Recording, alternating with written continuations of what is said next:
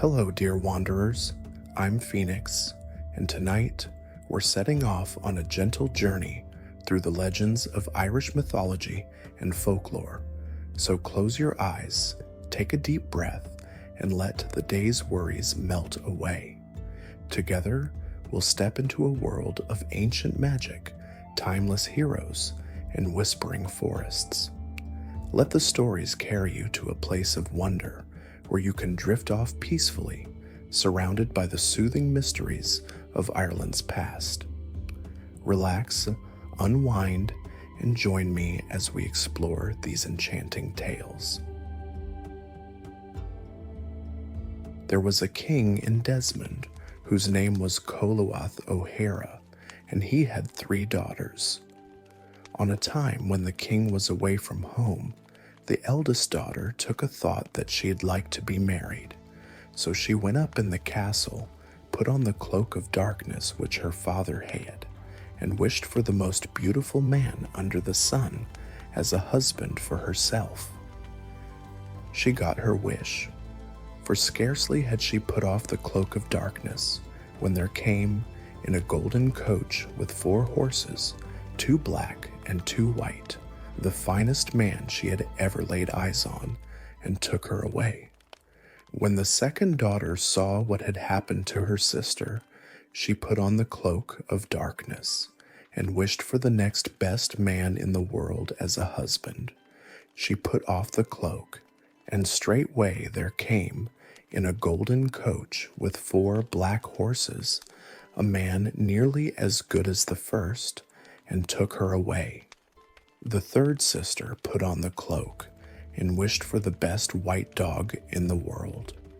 Presently he came, with 1 man attending, in a golden coach and 4 snow-white horses, and took the youngest sister away.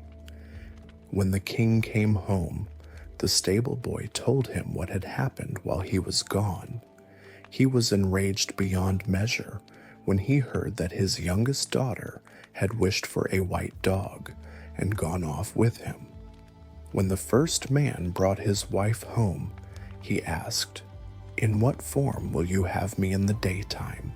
As I am now in the daytime, or as I am now at night?" "As you are now in the daytime." So the first sister had her husband as a man in the daytime, but at night he was a seal. The second man put the same question to the middle sister and got the same answer. So the second sister had her husband in the same form as the first. When the third sister came to where the white dog lived, he asked her, "How will you have me to be in the daytime, as I am now in the day, or as I am now at night?" "As you are now in the day." So the white dog was a dog in the daytime, but the most beautiful of men at night. After a time, the third sister had a son, and one day, when her husband was going out to hunt, he warned her that if anything should happen the child, not to shed a tear on that account. While he was gone, a great gray crow that used to haunt the place came and carried the child away when it was a week old. Remembering the warning, she shed not a tear for the loss. All went on as before, till another son was born. The husband used to go hunting every day, and again he said she must not shed a tear if anything happened. When the child was a week old, a great gray crow came and bore him away, but the mother did not cry or drop a tear. All went well till a daughter was born. When she was a week old, a great gray crow came and swept her away. This time the mother dropped 1 tear on a handkerchief, which she took out of her pocket and then put back again. When the husband came home from hunting and heard what the crow had done, he asked the wife, "Have you shed tears this time?" "I have dropped 1 tear," said she. Then he was very angry. for he knew what harm she had done by dropping that one tear. Soon after, their father invited the three sisters to visit him and be present at a great feast in their honor. They sent messages, each from her own place, that they would come. The king was very glad at the prospect of seeing his children, but the queen was grieved and thought it a great disgrace that her youngest daughter had no one to come home with her but a white dog. The white dog was in dread that the king wouldn't leave him inside with the company, but would drive him from the castle to the yard, and that the dogs outside wouldn't leave a patch of skin on his back, but would tear the life out of him. The youngest daughter comforted him. "There is no danger to you," said she, "for wherever I am, you'll be, and wherever you go, I'll follow and take care of you." When all was ready for the feast at the castle, and the company were assembled, the king was for banishing the white dog. But the youngest daughter would not listen to her father, would not let the white dog out of her sight, but kept him near her at the feast, and divided with him the food that came to herself. When the feast was over, and all the guests had gone, the three sisters went to their own rooms in the castle. Late in the evening, the queen took the cook with her and stole in to see what was in her daughters' rooms. They were all asleep at the time.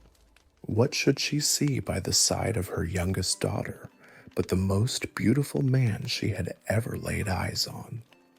Then she went to where the other two daughters were sleeping, and there, instead of the two men who brought them to the feast, were two seals fast asleep. The queen was greatly troubled at the sight of the seals. When she and the cook were returning, they came upon the skin of the white dog. She caught it up as she went and threw it into the kitchen fire. The skin was not 5 minutes in the fire when it gave a crack that woke not only all in the castle, but all in the country for miles around. The husband of the youngest daughter sprang up. He was very angry and very sorry, and said, "If I had been able to spend 3 nights with you under your father's roof, I should have got back my own form again for good, and could have been a man both in the day and the night. But now I must go." He rose from the bed, ran out of the castle, and away he went as fast as ever his 2 legs could carry him, overtaking the one before him and leaving the one behind. He was this way all that night and the next day, but he couldn't leave the wife, for she followed from the castle, was after him in the night and the day too, and never lost sight of him. In the afternoon he turned and told her to go back to her father, but she would not listen to him. At nightfall they came to the first house they had seen since leaving the castle. He turned and said, "Do you go inside and stay in this house till morning. I'll pass the night outside where I am." The wife went in. The woman of the house rose up, gave her a pleasant welcome, and put a good supper before her. She was not long in the house when a little boy came to her knee and called her mother. The woman of the house told the child to go back to his place and not to come out again. "Here are a pair of scissors," said the woman of the house to the king's daughter, "and they will serve you well. Whatever ragged people you see, if you cut a piece off their rags, that moment they will have new clothes of cloth of gold." She stayed that night, for she had good welcome. Next morning when she went out, her husband said, "You'd better go home now to your father." "I'll not go to my father if I have to leave you," said she. So he went on, and she followed. It was that way all the day till night came, And at nightfall they saw another house at the foot of a hill, and again the husband stopped and said, "You go in, I'll stop outside till morning." The woman of the house gave her a good welcome. After she had eaten and drunk, a little boy came out of another room, ran to her knee, and said, "Mother." The woman of the house sent the boy back to where he had come from and told him to stay there. Next morning, when the princess was going out to her husband, the woman of the house gave her a comb and said, "If you meet any person with a diseased and a sore head, and draw this comb over it 3 times, the head will be well and covered with the most beautiful golden hair ever seen." She took the comb and went out to her husband. "Leave me now," said he, "and go back to your own father." "I will not," said she, "but I will follow you while I have the power." So they went forward that day, as on the other 2. At nightfall they came to a third house, at the foot of a hill, where the princess received a good welcome. After she had eaten supper, a little girl with only one eye came to her knee and said, "Mother." The princess began to cry at sight of the child, thinking that she herself was the cause that it had but one eye. Then she put her hand into her pocket, where she kept the handkerchief on which she had dropped the tear when the gray crow carried her infant away. She had never used the handkerchief since that day, for there was an eye on it. She opened the handkerchief and put the eye in the girl's head. It grew into the socket that minute, and the child saw out of it as well as out of the other eye. And then the woman of the house sent the little one to bed. Next morning, as the king's daughter was going out, the woman of the house gave her a whistle and said, "Whenever you put this whistle to your mouth and blow on it, all the birds of the air will come to you from every quarter under the sun. Be careful of the whistle, as it may serve you greatly." "Go back to your father's castle," said the husband when she came to him, "for I must leave you today." They went on together a few hundred yards, and then sat on a green hillock, and he told the wife, "Your mother has come between us, but for her we might have lived together all our days. If I had been allowed to pass 3 nights with you in your father's house, I should have got back my form of a man both in the daytime and the night. The queen of Tir na en Og, the land of youth, enchanted and put on me a spell that unless I could spend 3 nights with a wife under her father's roof in Erin, I should bear the form of a white dog 1/2 of my time. But if the skin of the dog should be burned before the 3 nights were over, I must go down to her kingdom and marry the queen herself. And it is to her I am going today. I have no power to stay, and I must leave you. So farewell, you'll never see me again on the upper earth." He left her sitting on the mound, went a few steps forward to some bulrushes, pulled up one, and disappeared in the opening where the rush had been. She stopped there, sitting on the mound lamenting till evening, not knowing what to do. At last she bethought herself, and going to the rushes, pulled up a stalk, went down, followed her husband, and never stopped till she came to the lower land. After a while she reached a small house near a splendid castle. She went into the house and asked, could she stay there till morning? "You can," said the woman of the house, "and welcome." Next day the woman of the house was washing clothes, for that was how she made a living. The princess fell to and helped her with the work. In the course of that day, the Queen of Tir Nun Og and the husband of the princess were married.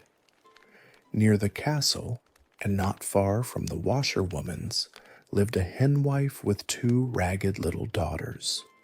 One of them came around the washerwoman's house to play. The child looked so poor, and her clothes were so torn and dirty, that the princess took pity on her, and cut the clothes with the scissors which she had. That moment the most beautiful dress, of cloth of gold, ever seen on woman or child in that kingdom, was on the henwife's daughter. When she saw what she had on, the child ran home to her mother as fast as ever she could go. "Who gave you that dress?" asked the henwife. "A strange woman that is in that house beyond," said the little girl, pointing to the washerwoman's house. The henwife went straight to the Queen of Tir Na En Og and said, "There is a strange woman in the place who will be likely to take your husband from you unless you banish her away or do something to her, for she has a pair of scissors different from anything ever seen or heard of in this country." When the queen heard this, she sent word to the princess that unless the scissors were given up to her without delay, she would have the head off her. The princess said she would give up the scissors if the queen would let her pass one night with her husband.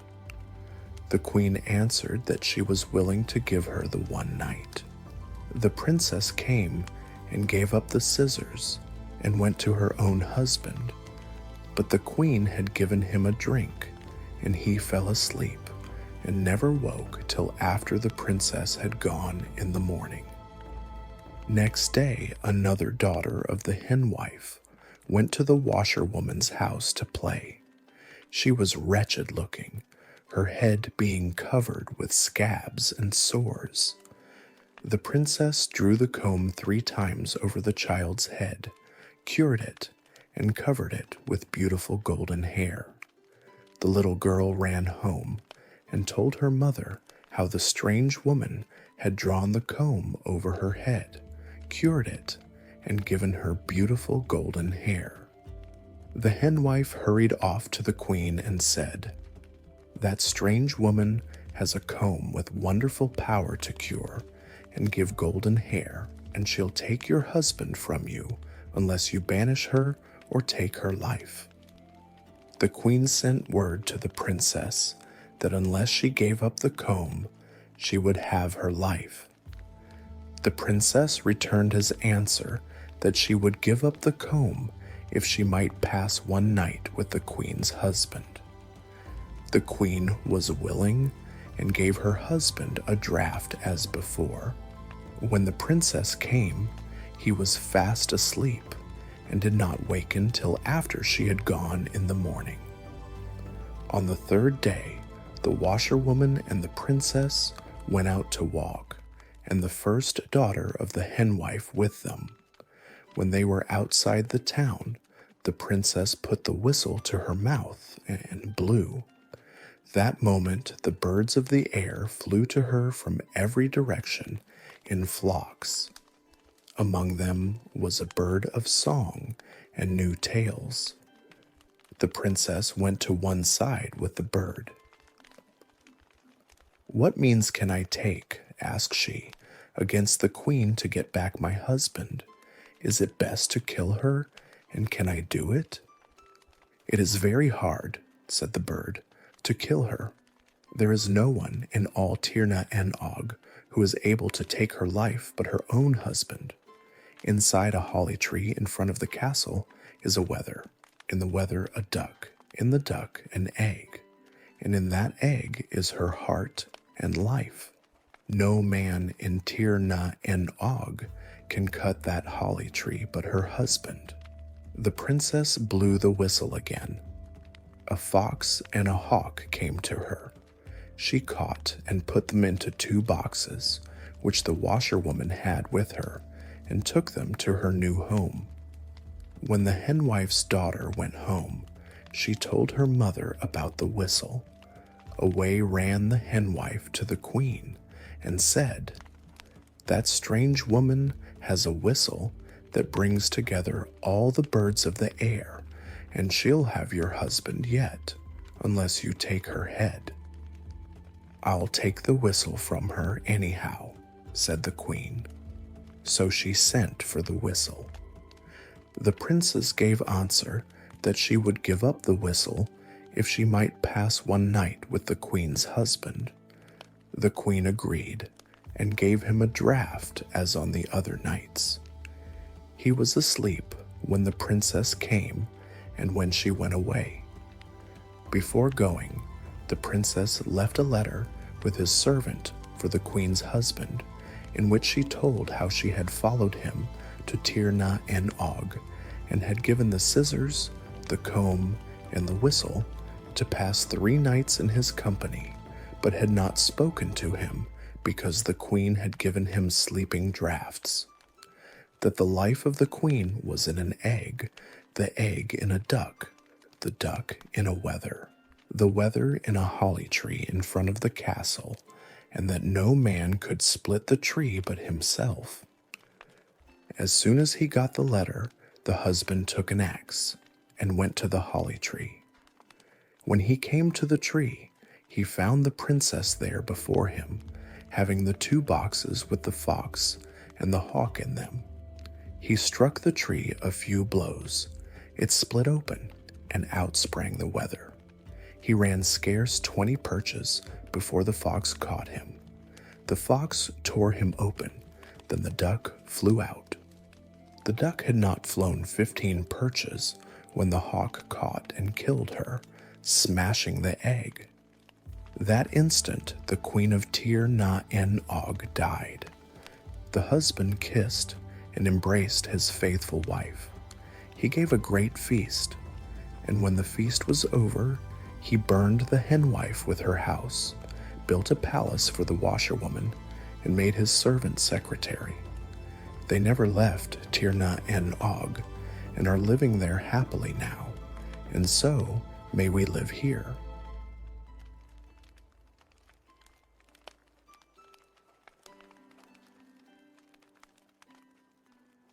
The Fairy Tree of Dooros. Once upon a time, the fairies of the West, going home from a hurling match with the fairies of the lakes, rested in Dooros Wood for 3 days and 3 nights. They spent the days feasting and the nights dancing in the light of the moon, and they danced so hard that they wore the shoes off their feet, and for a whole week after the leprechauns, the fairies' shoemakers were working night and day making new ones, and the rip, rap, tap, tap of their little hammers were heard in all the hedgerows. The food on which the fairies feasted were little red berries, and were so like those that grow on the rowan tree that if you only looked at them, you might mistake one for the other. But the fairy berries grow only in fairyland, and are sweeter than any fruit that grows here in this world. And if an old man, bent and gray, ate one of them, he became young and active and strong again. And if an old woman, withered and wrinkled, ate one of them, she became young and bright and fair. And if a little maiden who was not handsome ate of them, she became lovelier than the flower of beauty. The fairies guarded the berries as carefully as a miser guards his gold, and whenever they were about to leave fairyland, they had to promise in the presence of the king and queen that they would not give a single berry to mortal man, nor allow one to fall upon the earth. For if a single berry fell upon the earth, a slender tree of many branches, bearing clusters of berries, would at once spring up, and mortal men might eat of them. But it chanced that this time they were in Dooros Wood. They kept up the feasting and dancing so long, and were so full of joy because of their victory over the lake fairies, that one little weeny fairy, not much bigger than my finger, lost his head and dropped a berry in the wood. When the feast was ended, the fairies went back to fairyland and were at home for more than a week before they knew of the little fellow's fault, and this is how they came to know of it. A great wedding was about to come off, and the queen of the fairies sent 6 of her pages to Dooros wood to catch 50 butterflies with golden spots on their purple wings, and 50 white without speck or spot, and 50 golden yellow as the cowslip, to make a dress for herself, and 100 white without speck or spot, to make dresses for the bride and bridesmaids. When the pages came near the wood, they heard the most wonderful music, and the sky above them became quite dark, as if a cloud had shut out the sun. They looked up and saw that the cloud was formed of bees, who in a great swarm were flying towards the wood and humming as they flew. Seeing this, they were sore afraid, until they saw the bees settling on a single tree, and on looking closely at the tree, they saw it was covered with fairy berries. The bees took no notice of the fairies, and so they were no longer afraid, and they hunted the butterflies until they had captured the full number of various colors. Then they returned to fairyland, and they told the queen about the bees and the berries, and the queen told the king. The king was very angry, and he sent his heralds to the 4 corners of fairyland to summon all his subjects to his presence, that he might find out without delay who was the culprit. They all came except the little weeny fellow who dropped the berry, and of course everyone said that it was fear that kept him away, and that he must be guilty. The heralds were at once sent in search of him, and after a while they found him hiding in a cluster of ferns, and brought him before the king. The poor little fellow was so frightened that at first he could scarcely speak a word, but after a time he told how he never missed the berry until he had returned to fairyland, and that he was afraid to say anything to anyone about it. The king, who would hear of no excuse, sentenced the little culprit to be banished into the land of giants beyond the mountains, to stay there forever and a day, unless he could find a giant willing to go to Dooros wood and guard the fairy tree. When the king had pronounced sentence, everyone was very sorry, because the little fellow was a favorite with them all.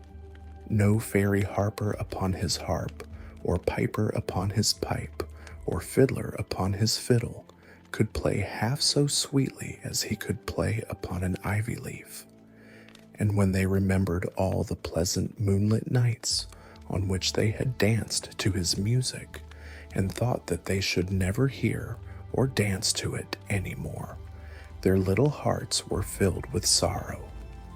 The queen was as sad as any of her subjects, but the king's word should be obeyed.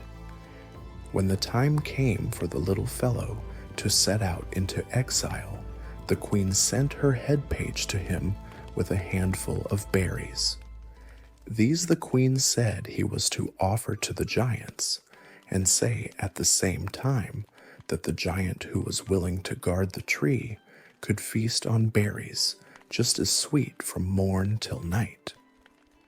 As the little fellow went on his way, nearly all the fairies followed him to the borders of the land, and when they saw him go up the mountain towards the land of the giants, they all took off their little red caps and waved them until he was out of sight. On he went walking all day and night, and when the sun rose on the morrow, he was on the top of the mountain, and he could see the land of the giants in the valley, stretched far below him. Before beginning his descent, he turned round for a last glimpse of fairyland, but he could see nothing, for a thick, dark cloud shut it out from view. He was very sad and tired and footsore, and as he struggled down the rough mountainside, he could not help thinking of the soft, green woods and mossy pathways of the pleasant land he had left behind him. When he awoke, the ground was trembling, and a noise that sounded like thunder fell on his ears. He looked up and saw coming towards him a terrible giant, with one eye that burned like a live coal in the middle of his forehead, his mouth stretched from ear to ear, his teeth were long and crooked, the skin of his face was as black as night, and his arms and chest were all covered with black, shaggy hair. Round his body was an iron band, and hanging from this by a chain was a great club with iron spikes. With one blow of this club, he could break a rock into splinters, and fire could not burn him, and water could not drown him, and weapons could not wound him, and there was no way to kill him but by giving him 3 blows of his own club. And he was so bad-tempered that the other giants called him Sharvan the Surly. When the giant spied the red cap of the little fairy, he gave the shout that sounded like thunder. The poor fairy was shaking from head to foot. "What brought you here?" said the giant. "Please, Mr. Giant," said the fairy, "the king of the fairies banished me here, and here I must stay forever and a day, unless you come and guard the fairy tree in Dooros wood." "Unless what?" roared the giant, and he gave the fairy a touch of his foot that sent the little fellow rolling down head over heels. The poor fairy lay as if he were dead, and then the giant, feeling sorry for what he had done, took him up gently between his finger and thumb. "Don't be frightened, little man," said he, "and now tell me all about the tree." "It is the tree of the fairy berry that grows in the wood of Dooros," said the fairy, "and I have some of the berries with me." "Oh, you have you?" said the giant. "Let me see them." The fairy took 3 berries from the pocket of his little green coat and gave them to the giant. The giant looked at them for a second. He then swallowed the 3 together, and when he had done so, he felt so happy that he began to shout and dance for joy. "More, you little thief," said he. "More, you little—" "What's your name?" said the giant. "Pinkeen, please, Mr. Giant," said the fairy, as he gave up all the berries. The giant shouted louder than before, and his shouts were heard by all the other giants, who came running towards him. When Sharvan saw them coming, he caught up Pinkeen and put him in his pocket, that they shouldn't see him. "What were you shouting for?" said the giants. "Because," said Sharvan, "that rock there fell down on my big toe." "You did not shout like a man that was hurt," said they. "What is it to you what way I shouted?" said he. "You might give a civil answer to a civil question," said they. "But sure you were always Sharvan the Surly," and they went away. When the giants were out of sight, Sharvan took Pinkeen out of his wallet. "Some more berries, you little thief. I mean little Pinkeen," said he. "I have not any more," said Pinkeen, "but if you will guard the tree in Dooros wood, you can feast on them from morn till night." "I'll guard every tree in the wood, if I may do that," said the giant. "You'll have to guard only one," said Pinkeen. "How am I to get to it?" said Sharvan. "You must first come with me towards fairyland," said the fairy. "Very well," said Sharvan. "Let us go." And he took up the fairy and put him into his wallet, and before very long they were on the top of the mountain. Then the giant looked around towards the giant's land, but a black cloud shut it out from view, while the sun was shining on the valley that lay before him, and he could see away in the distance the green woods and shining waters of fairyland. It was not long until he reached its borders, but when he tried to cross them, his feet stuck to the ground and he could not move a step. Sharvan gave 3 loud shouts that were heard all over fairyland and made the trees in the woods tremble as if the wind of a storm was sweeping over them. "Oh, please, Mr. Giant, let me out," said Pinkeen. Sharvan took out the little fellow, who as soon as he saw he was on the borders of fairyland, ran as fast as his legs could carry him, and before he had gone very far, he met all the little fairies who, hearing the shouts of the giant, came trooping out from the ferns to see what was the matter. Pinkeen told them it was the giant who was to guard the tree, shouting because he was stuck fast on the borders, and they needed have no fear of him. The fairies were so delighted to have Pinkeen back again that they took him up on their shoulders and carried him to the king's palace, and all the harpers and pipers and fiddlers marched before him, playing the most jocund music that was ever heard. The king and queen were on the lawn in front of the palace when the gay procession came up and halted before them. The queen's eyes glistened with pleasure when she saw the little favorite, and the king was also glad at heart, but he looked very grave as he said, "Why have you returned, Sirrah?" Then Pinkeen told his majesty that he had brought with him a giant who was willing to guard the fairy tree. "And who is he and where is he?" asked the king. "The other giants called him Sharvan the Surly," said Pinkeen, "and he is stuck fast outside the borders of fairyland."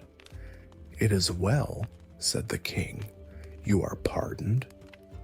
When the fairies heard this, they tossed their little red caps in the air and cheered so loudly that a bee who was clinging to a rosebud fell senseless to the ground. Then the king ordered one of his pages to take a handful of berries and to go to Sharvan and show him the way to Dooros wood. The page, taking the berries with him, went off to Sharvan, whose roaring nearly frightened the poor little fellow to death. But as soon as the giant tasted the berries, he got into good humor, and he asked the page if he could remove the spell of enchantment from him. "I can," said the page, "and I will if you promise me that you will not try to cross the borders of fairyland." "I promise that, with all my heart," said the giant. "But hurry on, my little man, for there are pins and needles in my legs." The page plucked a cowslip, and picking out the 5 little crimson spots in the cup of it, he flung one to the north, and one to the south, and one to the east, and one to the west, and one up into the sky, and the spell was broken, and the giant's limbs were free. Then Sharvan and the fairy page set off for Dooros wood, and it was not long until they came within view of the fairy tree. When Sharvan saw the berries glistening in the sun, he gave a shout so loud and strong that the wind of it blew the little fairy back to fairyland. But he had to return to the wood to tell the giant that he was to stay all day at the foot of the tree, ready to do battle with anyone who might come to steal the berries, and that during the night he was to sleep amongst the branches. "All right," said the giant, who could scarcely speak, as his mouth was full of berries. Well, the fame of the fairy tree spread far and wide, and every day some adventurer came to try if he could carry away some of the berries. But the giant, true to his word, was always on the watch, and not a single day passed on which he did not fight and slay a daring champion, and the giant never received a wound, for fire could not burn him, nor water drown him, nor weapon wound him. Now, at this time, when Sharvan was keeping watch and ward over the tree, a cruel king was reigning over the lands that looked towards the rising sun. He had slain the rightful king by foul means, and his subjects, loving their murdered sovereign, hated the usurper. But much as they hated him, they feared him more, for he was brave and masterful, and he was armed with a helmet and shield, which no weapon made by mortal hands could pierce, and he carried always with him 2 javelins that never missed their mark, and were so fatal that they were called the shafts of death. The murdered king had 2 children, a boy whose name was Niall, and a girl who was called Rosaline, that is, Little Rose. But no rose that ever bloomed was half as sweet or fresh or fair as she. Cruel as the tyrant king was, he was afraid of the people to kill the children. He sent the boy adrift on the sea in an open boat, hoping the waves would swallow it, and he got an old witch to cast the spell of deformity over Rosaline, and under the spell her beauty faded, until at last she became so ugly and wasted that scarcely anyone would speak to her. And shunned by everyone, she spent her days in the outhouses with the cattle, and every night she cried herself to sleep. One day, when she was very lonely, a little robin came to pick the crumbs that had fallen about her feet. He appeared so tame that she offered him the bread from her hand, and when he took it, she cried with joy at finding that there was one living thing that did not shun her. After this, the robin came every day, and he sang so sweetly for her that she almost forgot her loneliness and misery. But once, while the robin was with her, the tyrant king's daughter, who was very beautiful, passed with her maids of honor, and seeing Rosaline, the princess said, "Oh, there is that horrid, ugly thing." The maids laughed and giggled, and said they had never seen such a fright. Poor Rosaline felt as if her heart would break, and when the princess and her maids were out of sight, she almost cried her eyes out.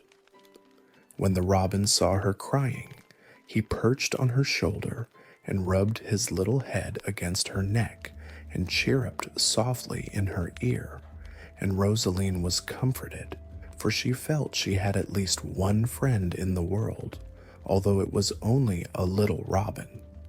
But the robin could do more for her than she could dream of. He heard the remark made by the princess, and he saw Rosaline's tears, and he knew now why she was shunned by everybody and why she was so unhappy. And that very evening, he flew off to Dooros wood and called on a cousin of his and told him all about Rosaline. "And you want some of the fairy berries, I suppose?" said his cousin, Robin of the Wood. "I do," said Rosaline's little friend.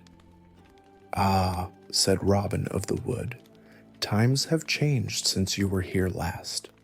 The tree is guarded now all the day long by a surly giant. He sleeps in the branches during the night, and he breathes upon them and around them every morning, and his breath is poison to bird and bee. There is only one chance open, and if you try that, it may cost you your life." "Then tell me what it is, for I would give 100 lives for Rosaline," said her own little robin. "Well," said Robin of the Wood, "every day a champion comes to battle with the giant, and the giant, before he begins the fight, puts a branch of berries in the iron belt that's around his waist, so that when he feels tired or thirsty, he can refresh himself, and there is just a bare chance, while he is fighting, of picking one of the berries from the branch. But if his breath fall on you, it is certain death." "I will take the chance," said Rosaline's robin. "Very well," said the other. And the two birds flew through the wood until they came within sight of the fairy tree. The giant was lying stretched at the foot of it, eating the berries. But it was not long until a warrior came who challenged him to battle. The giant jumped up, and plucking a branch from the tree, stuck it in his belt, and swinging his iron club above his head, strode towards the warrior, and the fight began. The robin perched on a tree behind the giant and watched and waited for his chance, but it was a long time coming, for the berries were in front of the giant's belt. At last the giant, with one great blow, struck the warrior down, but as he did so he stumbled and fell upon him, and before he had time to recover himself, the little robin darted towards him like a flash and picked off one of the berries. And then, as fast as wings could carry him, he flew towards home, and on his way he passed over a troop of warriors on snow-white steeds. All the horsemen except one wore silver helmets and shining mantles of green silk, fastened by brooches of red gold. But the chief, who rode at the head of the troop, wore a golden helmet, and his mantle was of yellow silk, and he looked by far the noblest of them all. When the robin had left the horsemen far behind him, he spied Rosaline sitting outside the palace gates, bemoaning her fate. The robin perched upon her shoulder, and almost before she knew he was there, he put the berry between her lips, and the taste was so delicious that Rosaline ate it at once. In that very moment, the witch's withering spell passed away from her, and she became as lovely as the flower of beauty.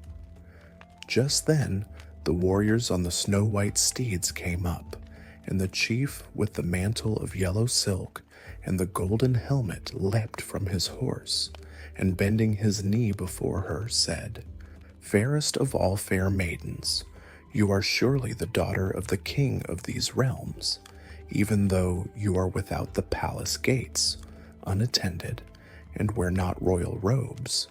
I am the prince of the sunny valleys."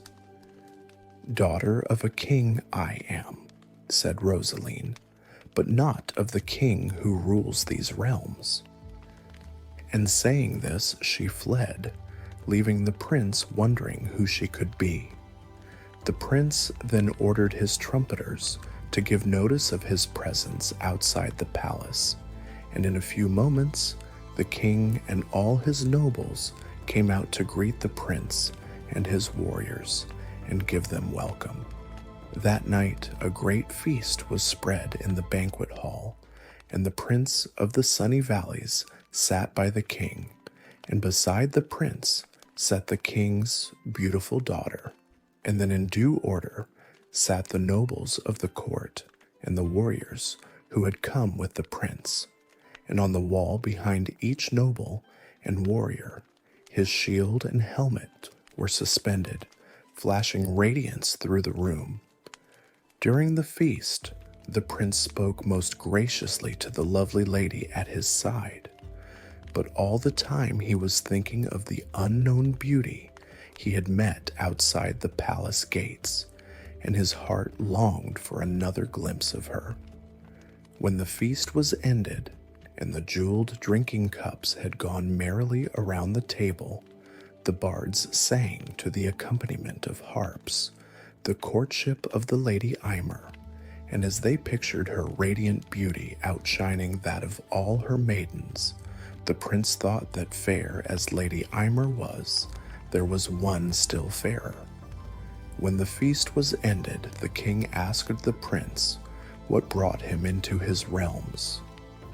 "I come," said the prince, "to look for a bride, for it was foretold to me in my own country that here only I should find the lady who is destined to share my throne, and fame reported that in your kingdom are to be found the loveliest maidens in all the world, and I can well believe that," added the prince, "after what I have seen today." When the king's daughter heard this, she hung down her head and blushed like a rose, for of course she thought the prince was alluding only to herself, as she did not know that he had seen Rosaline, and she had not heard of the restoration of her beauty. Before another word could be spoken, a great noise and the clang of arms were heard outside the palace. The king and his guests started from their seats and drew their swords, and the bards raised the song of battle.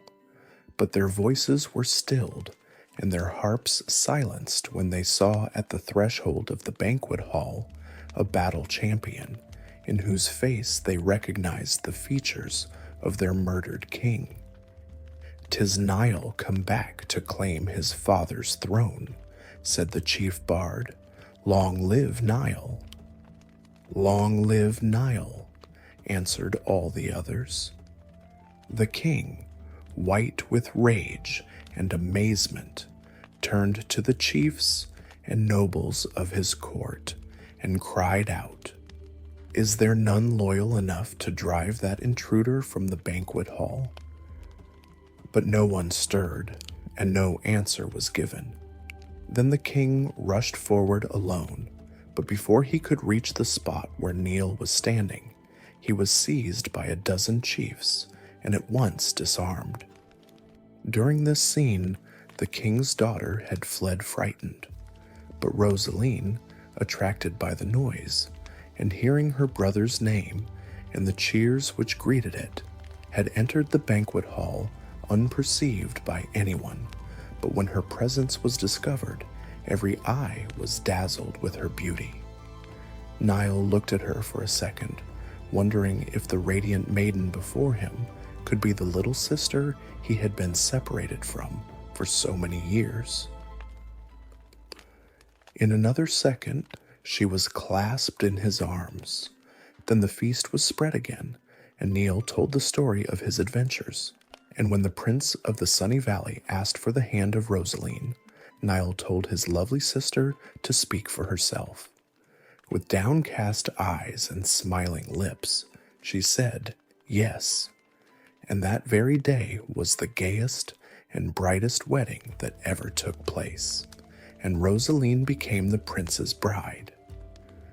In her happiness, she did not forget the little Robin, who was her friend in sorrow.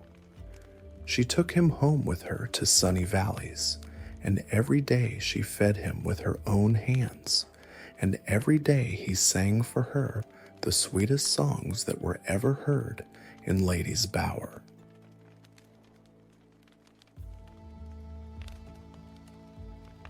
The Weaver's Son and the Giant of the White Hill. There was once a weaver in Erin who lived at the edge of a wood.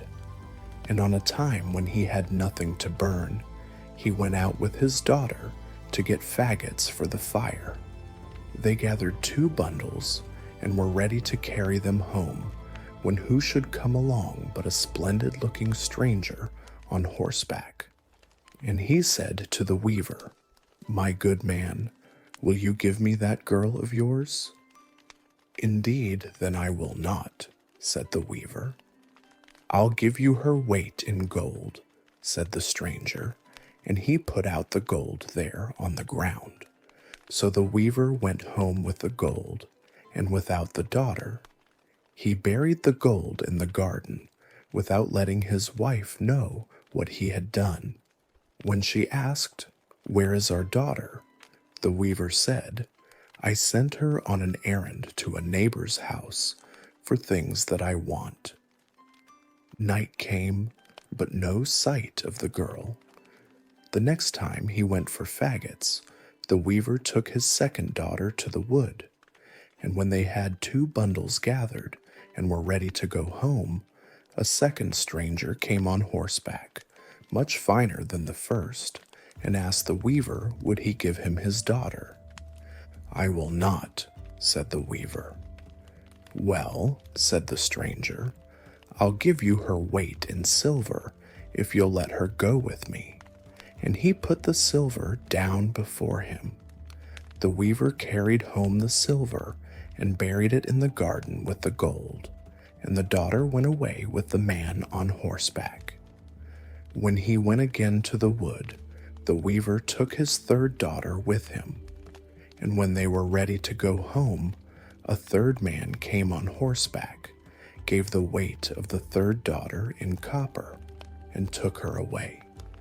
The weaver buried the copper with the gold and silver. Now the wife was lamenting and moaning night and day for her 3 daughters, and gave the weaver no rest till he told the whole story. Now a son was born to them, and when the boy grew up and was going to school, he heard how his 3 sisters had been carried away for their weight in gold and silver and copper. And every day when he came home, he saw how his mother was lamenting and wandering outside in grief through the fields and pits and ditches. So he asked her what trouble was on her, but she wouldn't tell him a word. At last he came home crying from school one day and said, "I'll not sleep 3 nights in one house till I find my 3 sisters."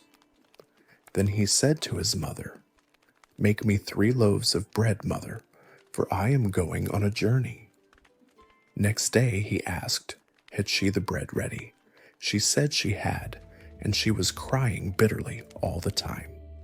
"I'm going to leave you now, mother," said he, "and I'll come back when I have found my 3 sisters."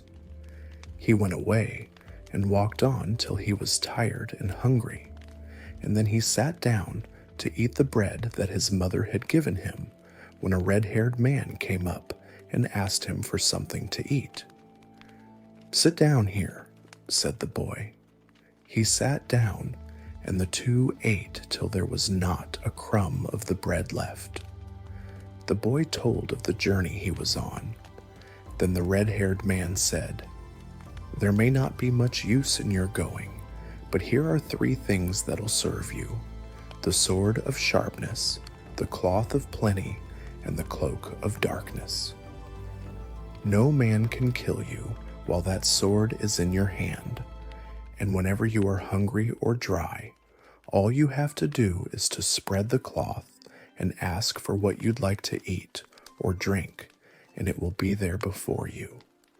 When you put on the cloak, there won't be a man or a woman or a living thing in the world that'll see you, and you'll go to whatever place you have set your mind on quicker than any wind." The red-haired man went his way, and the boy traveled on. Before evening, a great shower came, and he ran for shelter to a large oak tree. When he got near the tree, his foot slipped, the ground opened, and down he went through the earth till he came to another country. When he was in the other country, he put on the cloak of darkness and went ahead like a blast of wind, and never stopped till he saw a castle in the distance, and soon he was there. But he found 9 gates closed before him, and no way to go through. It was written inside the cloak of darkness that his eldest sister lived in that castle. He was not long at the gate looking in when a girl came to him and said, "Go on out of that. If you don't, you'll be killed." "Do you go in," said he to the girl, "and tell my sister, the woman of this castle, to come out to me." The girl ran in. Out came the sister and asked, "Why are you here, and what did you come for?" "I have come to this country to find my 3 sisters, who were given away by my father for their weight in gold, silver, and copper, and you are my eldest sister." She knew from what he said that he was her brother, so she opened the gates and brought him in, saying, "Don't wonder at anything you see in this castle. My husband is enchanted. I see him only at night. He goes off every morning, stays away all day, and comes home in the evening." The sun went down, and while they were talking, the husband rushed in, and the noise of him was terrible. He came in the form of a ram, ran upstairs, and soon after came down a man. "Who is this that's with you?" asked he of the wife. "Oh, that's my brother, who has come from Erin to see me," said she. Next morning, when the man of the castle was going off in the form of a ram, he turned to the boy and asked, "Will you stay a few days in my castle? You are welcome." "Nothing would please me better," said the boy, "but I have made a vow never to sleep 3 nights in one house till I have found my 3 sisters." "Well," said the ram, "since you must go, here is something for you." And pulling out a bit of his own wool, he gave it to the boy, saying, "Keep this, and whenever a trouble is on you, take it out and call on what rams are in the world to help you." Away went the ram. The boy took farewell of his sister, put on the cloak of darkness, and disappeared. He traveled till hungry and tired. Then he sat down, took off the cloak of darkness, spread the cloth of plenty, and asked for meat and drink. After he had eaten and drunk his fill, he took up the cloth, put on the cloak of darkness, and went ahead, passing every wind that was before him, and leaving every wind that was behind. About an hour before sunset, he saw the castle in which his second sister lived. When he reached the gate, a girl came out to him and said, "Go away from that gate, or you'll be killed." "I'll not leave this till my sister who lives in the castle comes out and speaks to me." The girl ran in, and out came the sister. When she heard his story and his father's name, she knew that he was her brother, and said, "Come into the castle, but think nothing of what you'll see or hear. I don't see my husband from morning till night. He goes and comes in a strange form, but he is a man at night." About sunset there was a terrible noise, and in rushed the man of the castle in the form of a tremendous salmon. He went flapping upstairs, but he wasn't long there till he came down a fine-looking man. "Who is that with you?" asked he of the wife. "I thought you would let no one into the castle while I was gone." "Oh, this is my brother, who has come to see me," said she. "If he's your brother, he's welcome," said the man. They supped and then slept till morning. When the man of the castle was going out again, in the form of a great salmon, he turned to the boy and said, "You'd better stay here with us a while." "I cannot," said the boy. "I made a vow never to sleep 3 nights in one house till I had seen my 3 sisters. I must go on now and find my 3rd sister." The salmon then took off a piece of his fin and gave it to the boy, saying, "If any difficulty meets you or trouble comes on you, call on what salmons are in the sea to come and help you." They parted. The boy put on his cloak of darkness, and away he went more swiftly than any wind. He never stopped till he was hungry and thirsty. Then he sat down, took off his cloak of darkness, spread the cloth of plenty, and ate his fill. When he had eaten, he went on again till near sundown, when he saw the castle where his 3rd sister lived. All 3 castles were near the sea. Neither sister knew what place she was in, and neither knew where the other 2 were living. The third sister took her brother in just as the first and second had done, telling him not to wonder at anything he saw. They were not long inside when a roaring noise was heard, and in came the greatest eagle that ever was seen. The eagle hurried upstairs, and soon came down a man. "Who is that stranger there with you?" asked he of the wife. He, as well as the ram and salmon, knew the boy. He only wanted to try his wife. "This is my brother, who has come to see me." They all took supper and slept that night. When the eagle was going away in the morning, he pulled a feather out of his wing and said to the boy, "Keep this, it may serve you. If you are ever in straits and want help, call on what eagles are in the world, and they'll come to you."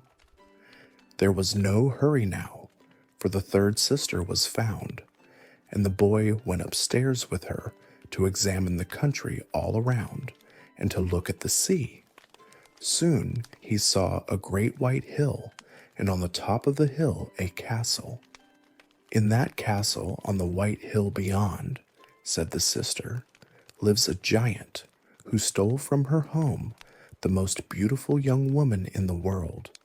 From all parts, the greatest heroes and champions and kings' sons are coming to take her away from the giant and marry her.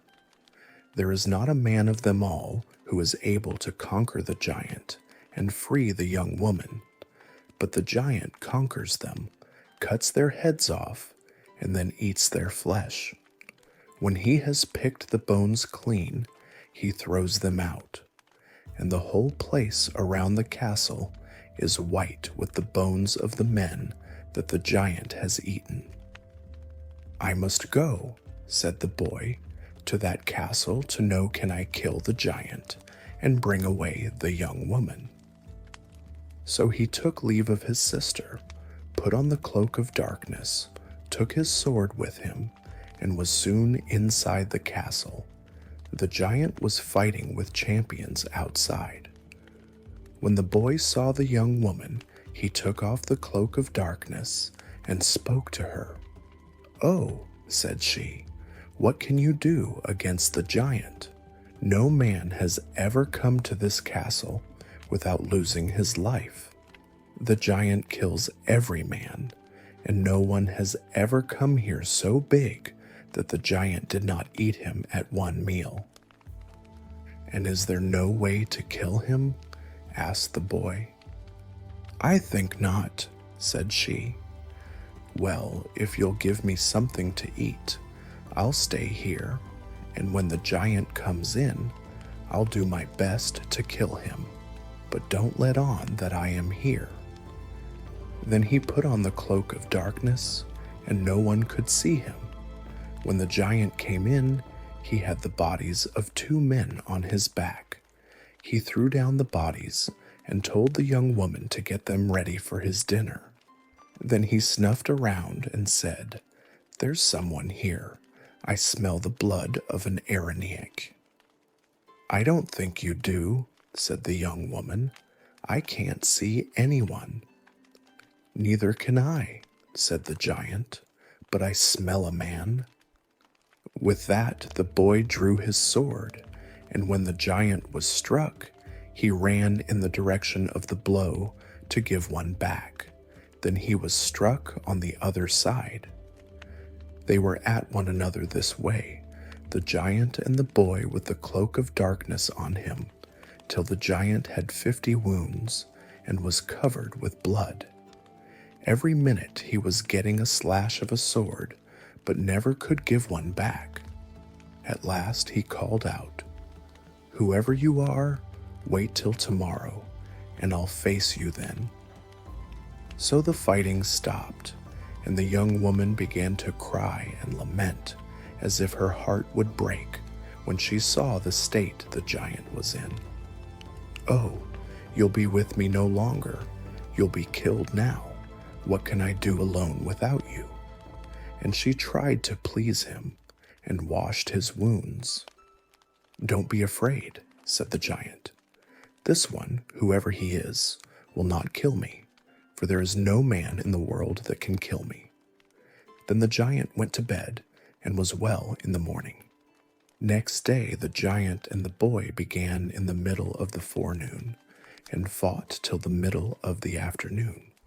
The giant was covered with wounds, and he had not given one blow to the boy, and could not see him, for he was always in his cloak of darkness. So the giant had to ask for rest till next morning.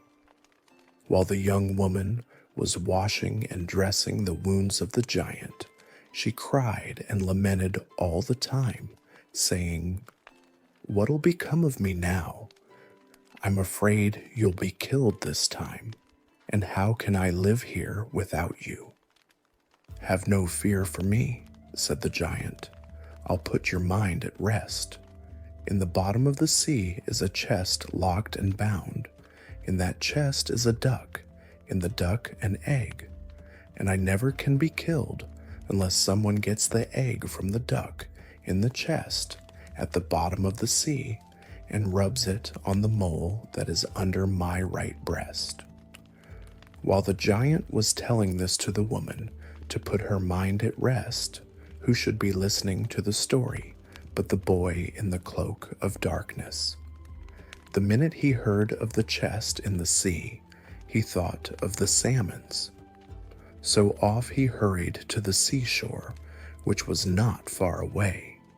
Then he took out the fin that his eldest sister's husband had given him, and called on what salmons were in the sea to bring up the chest with the duck inside, and put it out on the beach before him. He had not long to wait till he saw nothing but salmon.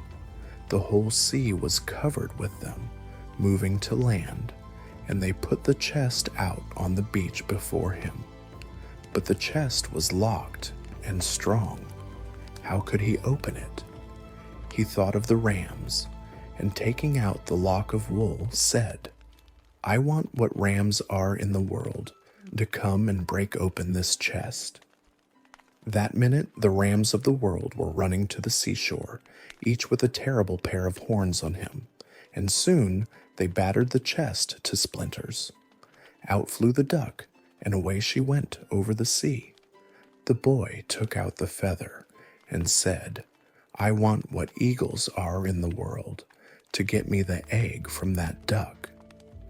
That minute the duck was surrounded by the eagles of the world, and the egg was soon brought to the boy.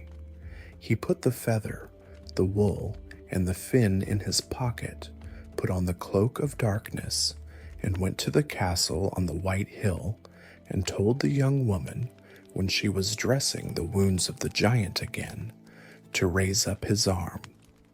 Next day they fought till the middle of the afternoon.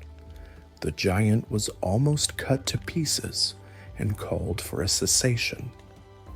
The young woman hurried to dress the wounds, and he said, "I see you would help me if you could. You are not able, but never fear, I shall not be killed." Then she raised his arm to wash away the blood, and the boy, who was there in his cloak of darkness, struck the mole with the egg. The giant died that minute. The boy took the young woman to the castle of his third sister. Next day he went back for the treasures of the giant, and there was more gold in the castle than one horse could draw. They spent 9 days in the castle of the eagle with the third sister. Then the boy gave back the feather, and the two went on till they came to the castle of the salmon, where they spent 9 more days with the second sister, and he gave back the fin. When they came to the castle of the ram, they spent 15 days with the first sister, and had great feasting and enjoyment. Then the boy gave back the lock of wool to the ram, and taking farewell of his sister and her husband, set out for home with the young woman of the white castle, who was now his wife, bringing presents from the 3 daughters to their father and mother. At last they reached the opening near the tree, came up through the ground, and went on to where he met the red-haired man. Then he spread the cloth of plenty, asked for every good meat and drink, and called the red-haired man. He came. The 3 sat down, ate, and drank with enjoyment. When they had finished, the boy gave back to the red-haired man the cloak of darkness, the sword of sharpness, and the cloth of plenty, and thanked him. "You were kind to me," said the red-haired man. "You gave me of your bread when I asked for it, and told me where you were going. I took pity on you, for I knew you never could get what you wanted unless I helped you. I am the brother of the eagle, the salmon, and the ram." They parted. The boy went home, built a castle with the treasure of the giant, and lived happily with his parents and wife.